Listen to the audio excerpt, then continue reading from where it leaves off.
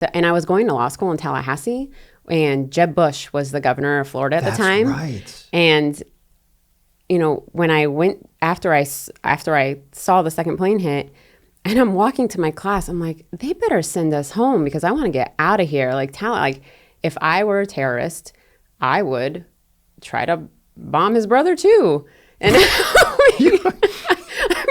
because that's the kind of evil villain I would be. But they weren't trying to attack George Bush. I didn't know that at the time, though. What's amazing to me is that you were a college graduate in law school, and you literally thought Florida was the most important state of the union. I knew we were under attack, and everybody saw the Twin Towers.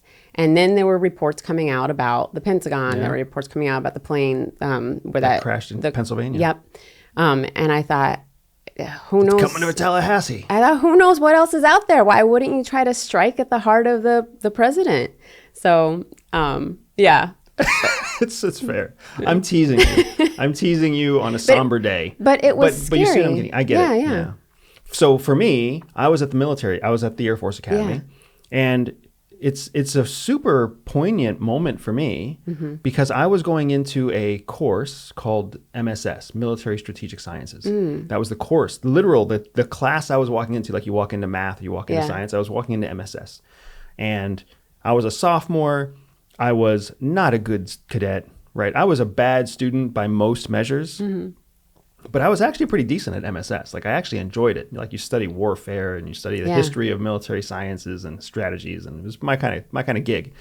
And we had our teacher was an Air Force captain, and I was an Air Force cadet, which is a nothing. But we walked in, and every morning in that specific course, we would have the big screen on, and we would be watching current events. So of course the big screen was on, and the current event was the bombing or the plane crashing into the towers. And it was mountain time, so we were behind East Coast time.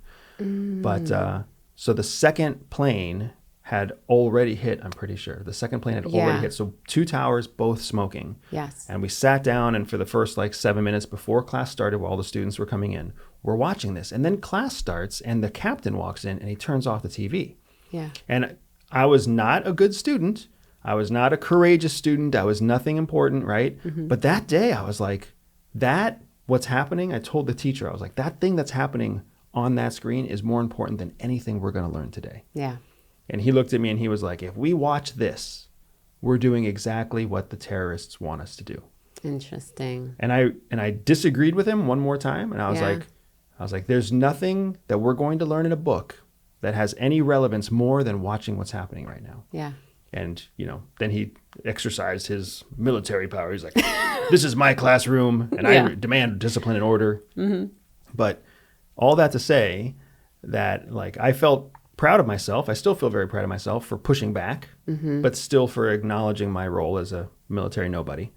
Because it was 4 days later, that same MSS teacher pulled me aside after class and told me I was right. Yeah. And he was like, hey, Cadet Greg, my last name was Greg at the time. Cadet Greg, you were right.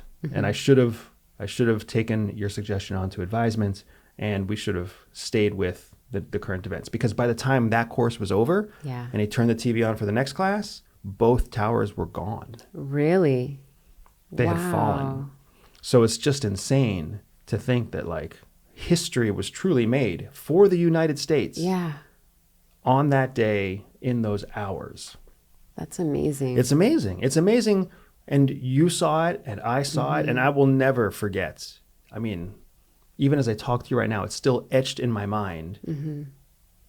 Knowing what the Twin Towers look like, I can still see the bodies falling from the tops of the Twin Towers like teardrops. Yeah.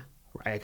I can see them. Yeah. And it was so hard to watch that happen. It didn't feel like real life. Yeah. It felt like some sort of special effect in a movie because they're human bodies.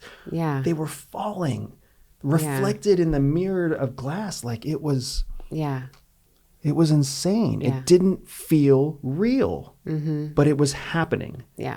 And it was, Yeah. and we've never been the same. Yeah. And I remember I have exactly the same visuals etched in my memory. And I remember feeling so helpless. So helpless, so small. Yeah. And so pissed. Yeah. Like I remember, like, oh my gosh, the whole country just came together after that. I was just joking a few minutes ago about how we were like cool and lackadaisical and we were a fun country until 2000. Holy shit, we became serious. Yeah. Like we became focused, we became serious. It's the whole World War II Japanese imperial, like what was the emperor said, I fear we've woken a sleeping dragon. A bear, I believe we Something were. like that. Yeah. But that's exactly what it felt like. It felt like we came to life. We woke up that the world's a dangerous place. Yeah. Yes. And boom, let's go do something about it. And it was a crazy experience. Yeah. And an amazing thing to have witnessed through adult eyes, not through 5-year-old eyes or 7-year-old eyes, not to experience 2 years after it happened. Yeah. Like there are some drinking age adults who can, right? But to actually be an adult there then in the moment. If you like this short clip, make sure you click here to see the next clip or here to see the full podcast episode.